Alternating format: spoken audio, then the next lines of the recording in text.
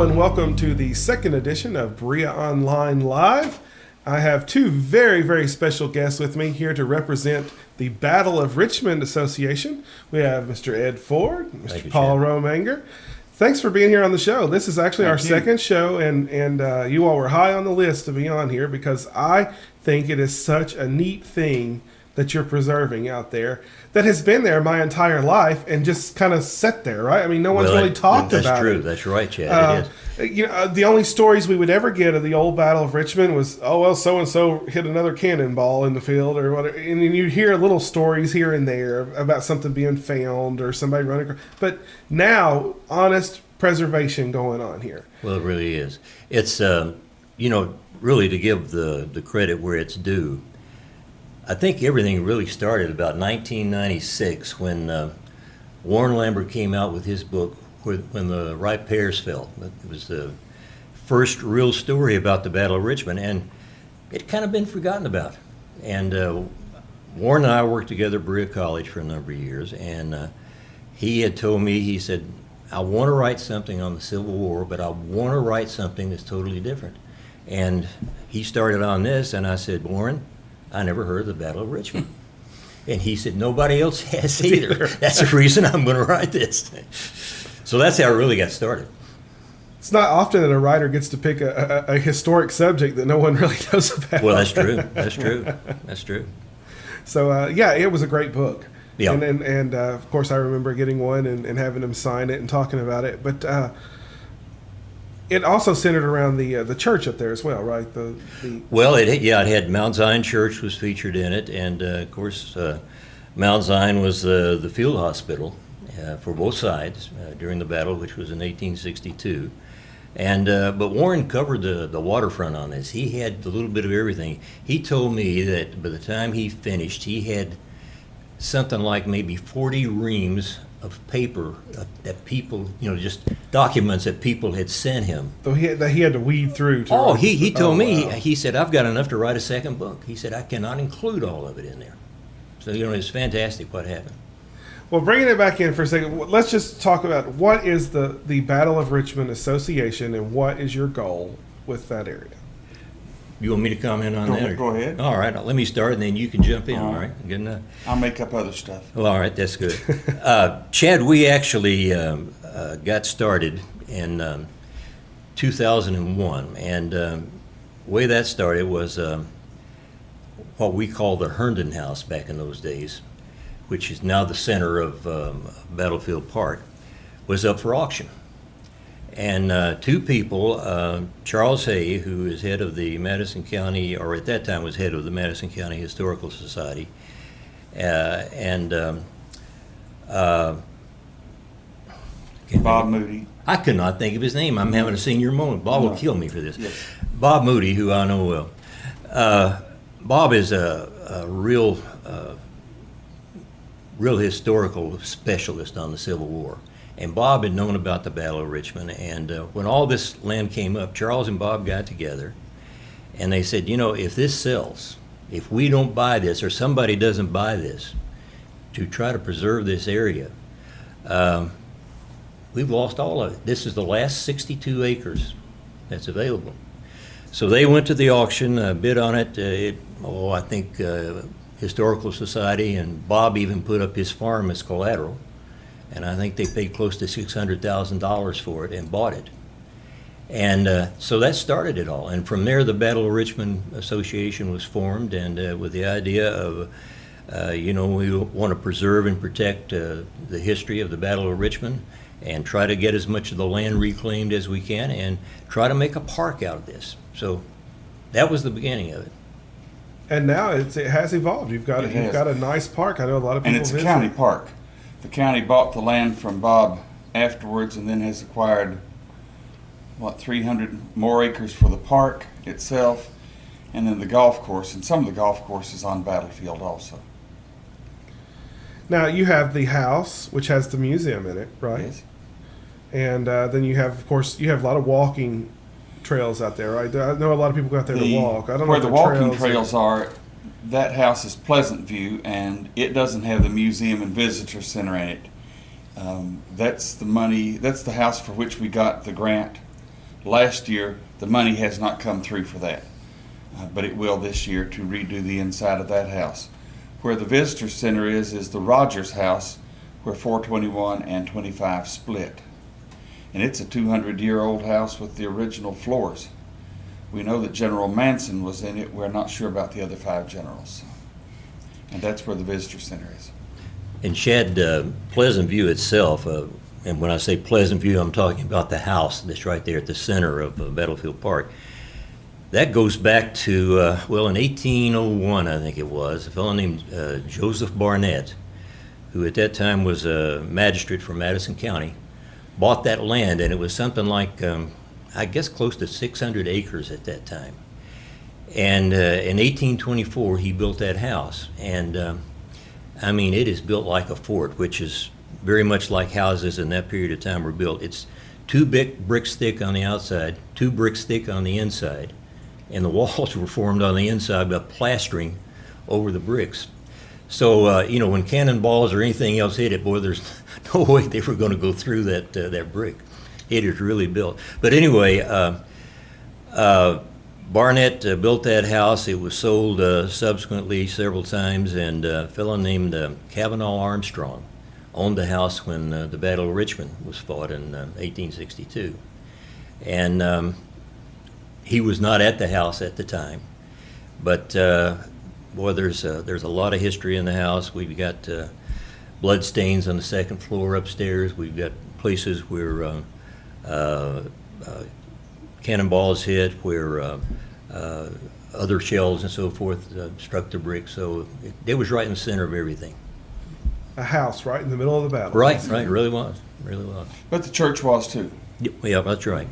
Yeah, it moved from there right on down to the church, and then continued on through Richmond Cemetery and on through city of Richmond.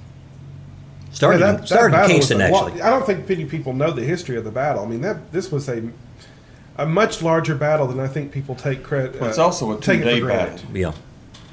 You had Richmond was much smaller at the time. There were 73 houses in Richmond, a population of less than 600.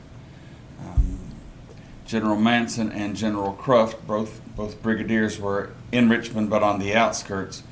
Manson was about where the Kroger parking lot is, there and across the road. And Union Colonel Metcalf encountered well over 900 Confederate cavalry in about the front yard of where Okanite is, I think now. Yeah, that's about right. And chased them down to Joe's Lick Knob, which is now a Berea address. And Metcalf encountered Claiborne's formed Confederate infantry. He never told Manson that there was infantry there. Manson only thought there was cavalry. So he moved south down the road to, there's a higher spot that's called Fort Estill Hill. And he moved his troops down there, thought he would catch any Confederate cavalry that might be there. They moved across what is now the depot, and then instead of coming back to the Berea-Richmond Road, they went on down through the woods to get back to Kirby Smith. Yeah. And Chad, one thing that Bob Moody has always said, that the Battle of Richmond really is a misnomer, because it really was fought more in Kingston than it was anyplace else. And he said it should have been called the Battle of Kingston, because that's where it really started and then flowed through, all the way up from that area. The major part of the battle, it moves from Kingston and Mount Zion Church up to the Rogers House, and then to Duncannon, which is the new exit 83, and that's where our new brown signs are.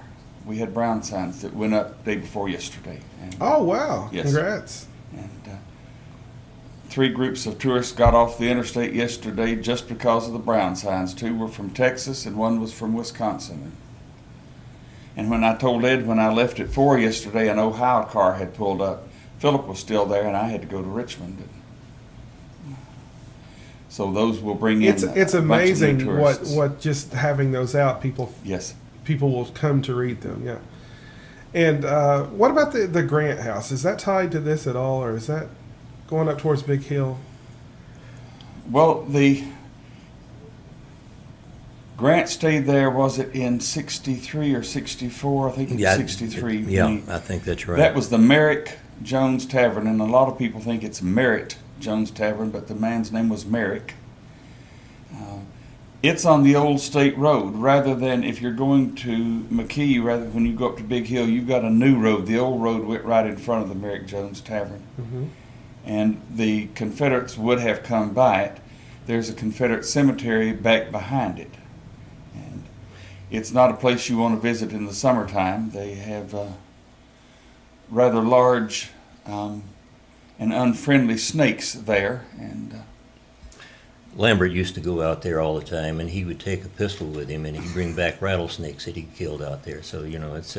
Oh, I know. When they were building the road, the construction company said it was more rattlesnakes than they had ever encountered in building a lot road. of them. I was out about two years ago with one of the officers from Berea College, and the ranger was there, and he said, "Do you want to go up to the Grant House? I mean, it's just up there," and we were going to have to wade through the brush. And he said, "You know, last week we found the largest copperhead under that we had ever seen." And I said, "Well, I'll tell you, I was in the house in 1949, and I don't need to go back anymore." You got your memories. And Shad, that property still belongs to Berea College. Berea College owns all that. So it is. It's somewhat protected anyway. Right. And well, I don't know though. What was it? The pig house, right? That they had for all those years. It burned. Yes. Right. Well, you had the same thing with Merrick Jones Tavern. Right.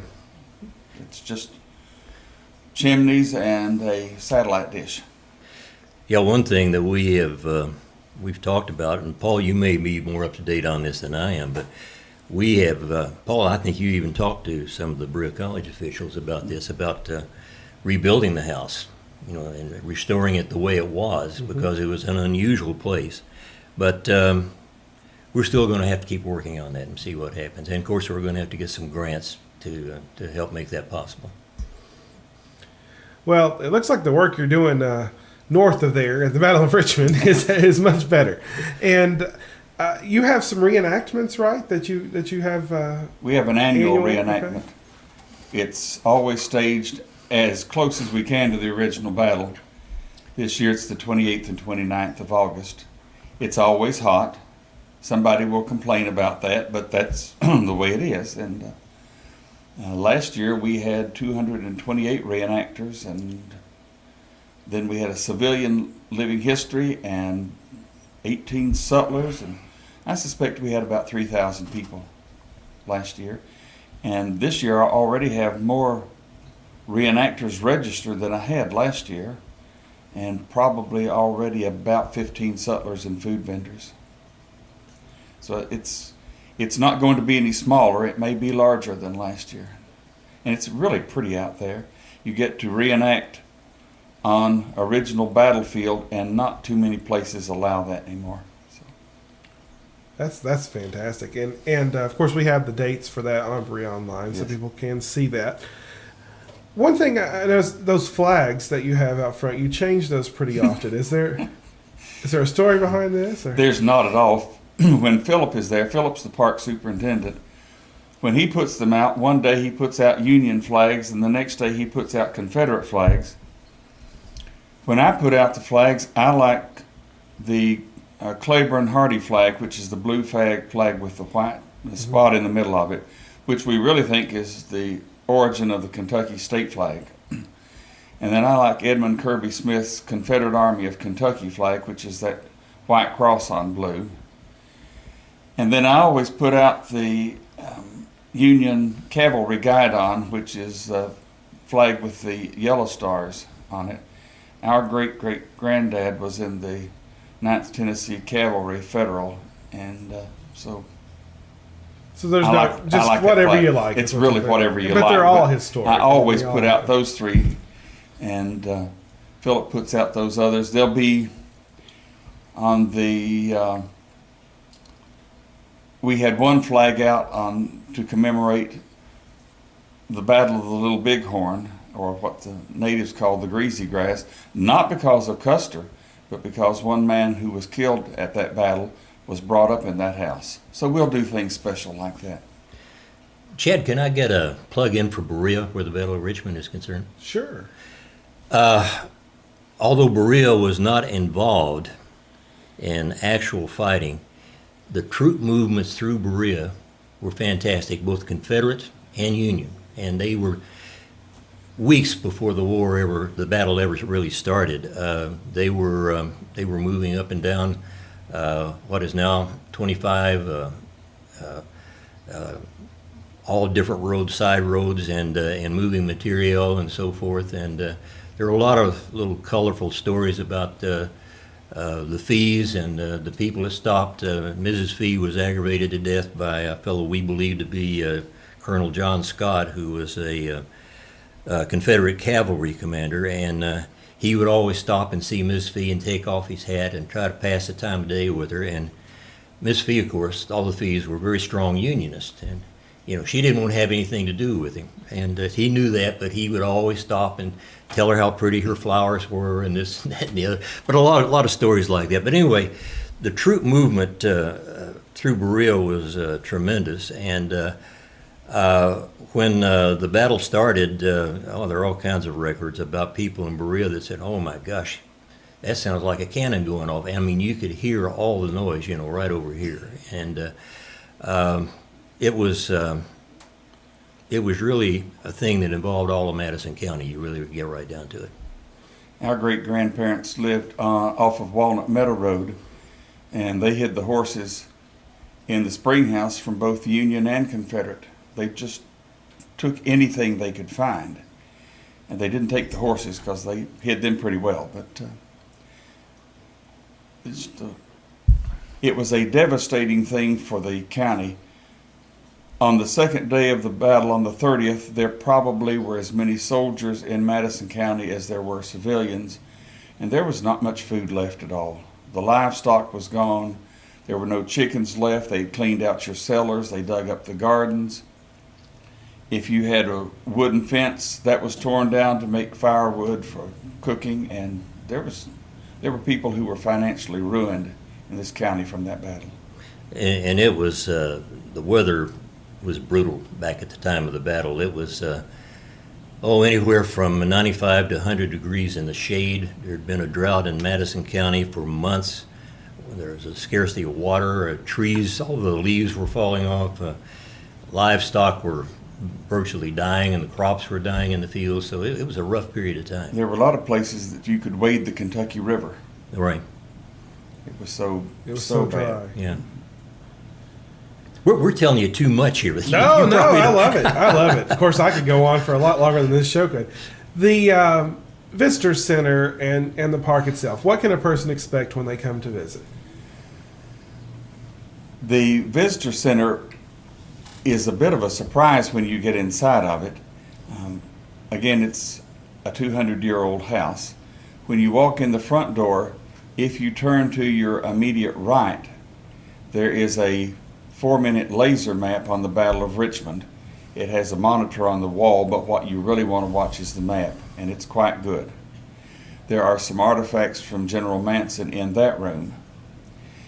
If you go into the room to your left, the focus is more on civilians. There's some of Mr. Manson's china.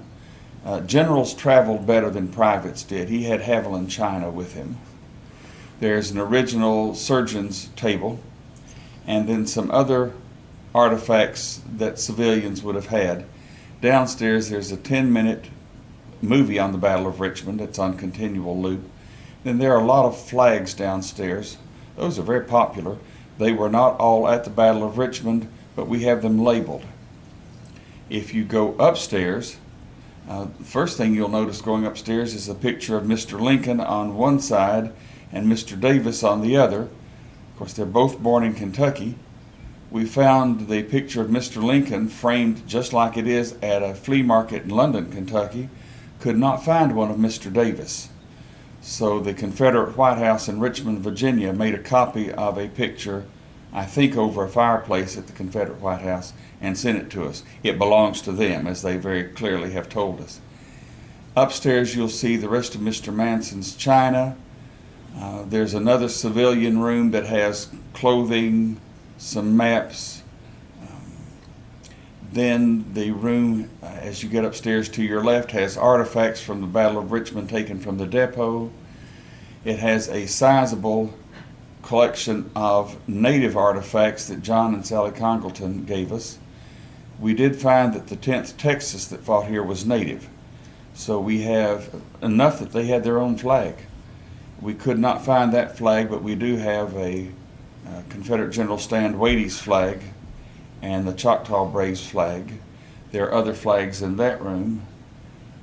Some artifacts that came out of Irvington, and then a shotgun and a hog rifle of the type that were used here. There's a shot bag that was picked up on the battlefield after the battle. You'll see those kinds of things. There's also the Civil War in 4 minutes in that room, and some people will sit and watch that 2 and 3 times. It is so good. The Civil War in 4 minutes. It was done at the Abraham Lincoln Presidential Library and Museum in Illinois, and really is a fine piece of work. You got to watch very quickly. Yeah. I think you have to watch it 2 or 3 times just so you can soak it all in. Don't yawn. That's right. Don't blink or you're going to miss it. Wow, there's a lot going on there. Yes. Now, what about the park? What can we expect to see at the park? I know I hear some things like a car show, and we've had some other events. Had a convention through just recently, right? Right. Well, the Civil War Preservation Trust, which is a national meeting, had their annual meeting in Lexington, and they spent 2 days at the park. They came into the visitor center and then went down to the rest of the park and ate there. We fed them. Okay. There are 2 miles of walking trails. There are some interpretive signs. The outside of the house has been redone. The inside has not, but you can go inside. We have a gift shop there, and it's really a pretty home. There are all kinds of events and activities that have taken place there because it is a Madison County park, and that's what we really envisioned this as being. But Chad, the other thing that long range we have really looked at, and it was our feeling that when we really got the park up and ready to go, and now that we've got the brown signs, we feel like we're full speed ahead. We think this is going to be one of the great tourist attractions in Madison County, and what we would like to do with it is to be able to have people come in here, not only just see the park, but to spend some time here. Come down to Berea, see the Artisan Center, see the crafts down here, go to Boonesboro. If we can get people to come in and spend a weekend here and spend some money in Berea and Richmond and Madison County, well, that would be fantastic. And this is what we'd like to see happen. And we think tourists, when they come in, really like it. The Kentucky Historical Society in Frankfort says that we are the premier historical site, Civil War site in the Commonwealth. And the Civil War Preservation Trust says that we're one of their favorite locations. So there's some good things happening at the park. That's fantastic. And you're getting recognition on all levels, and obviously national, or there wouldn't be people stopping looking at the brown signs. So obviously this word is getting out. It is. So the more you do, the better it's going to get. Now the barn actually sits on your all's property, correct? The Rose Barn. Yes, it does. Right. And they've been using that to do some theater productions as well. They have. They're not using the inside of it anymore, and I think their use of the barn will decrease. They do have a play going on outside, The Tempest, this weekend, which is really quite good. I saw it last Sunday and thought it was very good. Because, I mean, it is a barn. I mean, it's not like it was It's a air tobacco conditioned barn or anything like that. So, I mean, obviously, trying to work with it as a theater, you're Yes. still in a barn. I mean, it doesn't Well, help. this is true, and it would a lot of renovation would need to be done to it to really bring it up to snuff, so it could be a performing arts center. So we'll see what happens on that. Okay. But we're tickled to death to have them out there at the, Oh, yeah. It at sounds, the park. It sounds I like mean, it's been that's good. another plus for us. Well, once again, I think it's just fantastic what you're doing out there, and know it took a lot of hard work and many, many, many hours of combined effort. Let's put it this way: it's a passion. Yes. And everybody that's involved with it has really gotten caught up in it, and really believes in it, and spends an awful lot of time making this thing work. And if we didn't have a passion for it, we wouldn't be doing all this. Well, take a minute. Go ahead and name some of the people I know that are working really hard. Like Emily is working out there quite a bit, right? Emily Burns. Yeah. She really contributes a whole lot. If you see people in period attire, she's probably made the clothing. The thing that she helped do that we thought was so nice, and the Civil War Preservation Trust liked, we have a Civil War living history in May for schools, and Emily went to Clark Moore School once a week I think so. in the afternoon and helped the girls make their dresses and the boys make their shirts so that they could be in the living history. And then when the CWPT was here, those kids came back and helped serve the food, and they were again in that period attire that they had made.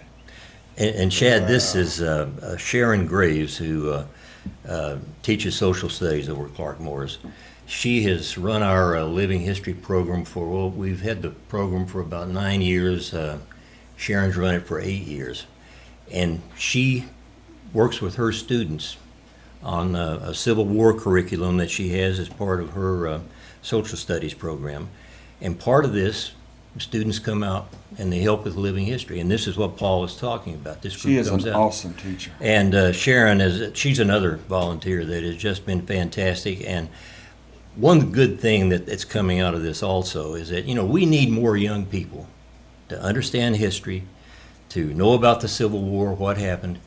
And some of these students of Sharon's, they're working with us full time. They come back, they volunteer. Some of them are in college now. And this is tremendous.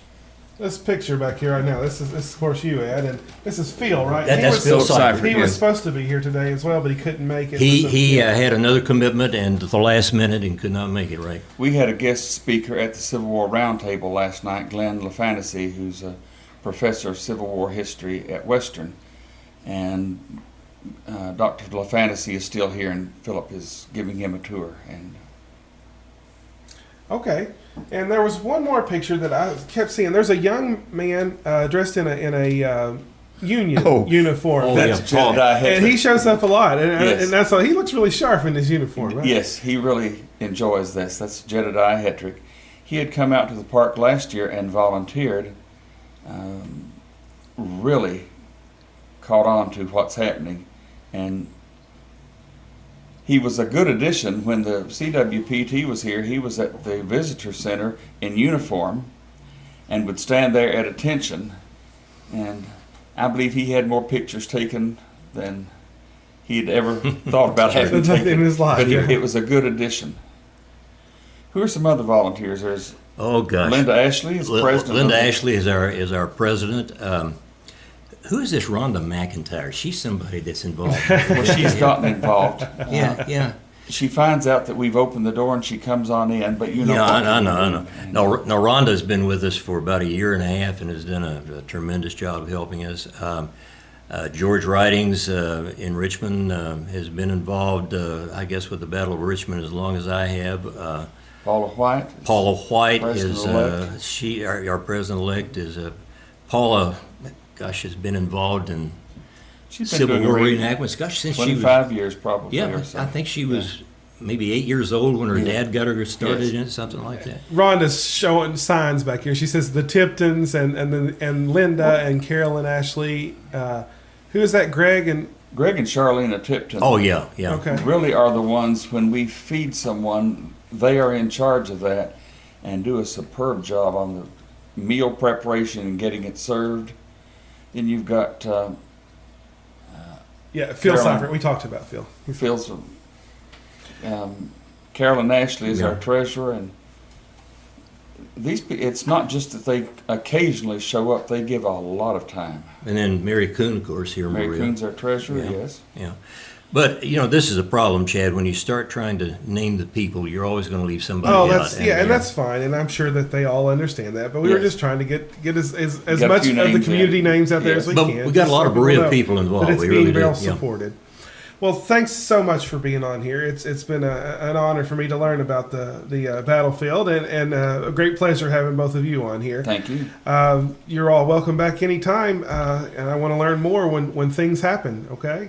Good. Thank So you. I want to thank Ed Ford and Paul Rominger for being on our second edition of BereaOnline Live. I'm Chad Hembree, your host. Join us in a couple of weeks for a new edition. Thank you, Chad. Thank you.